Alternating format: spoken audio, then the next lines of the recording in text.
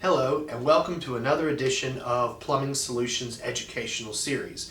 In this episode, I want to talk about one of the most widely used tools in your plumbing toolbox, and that's your pliers. More specifically, your tongue and groove pliers. Now, that's a name you may not have heard of, but that is the exact name for this tool. In plumbing, with like a lot of other industries, we love to brand name things, and most of us call these channel locks.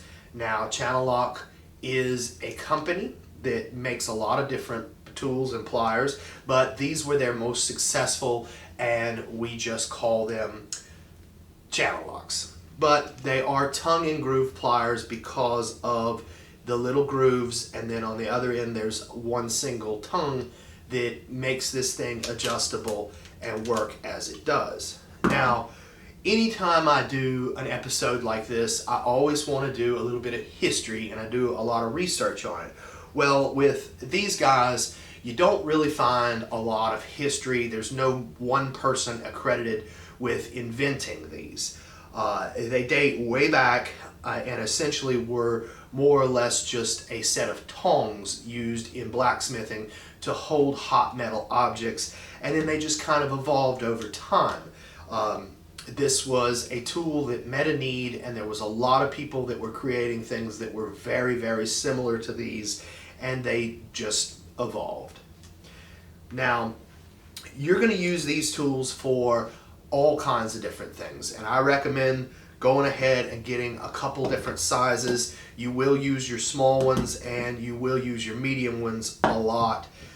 Not so much the big ones. The big ones won't get used quite as much, but you'll use them on things like this. Now, this is what we call a basket strainer for a kitchen sink, and on the bottom of the basket here there is a large nut. Now, your medium-sized channel locks in its fullest position is going to fit on this nut pretty perfectly, and you can loosen and tighten it. You will also use them on your lavatory drain tailpiece. You'll use your smaller ones on something like this, which is a stop and a supply line, to get that thing tight.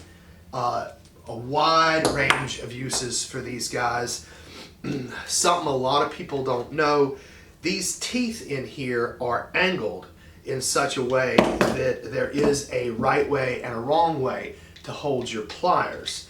To tighten, you're going to go in this direction, putting most of the force on this solid piece and not so much on your movable lower jaw here. And then, of course, to loosen it, you'd flip them over and put them in the other direction.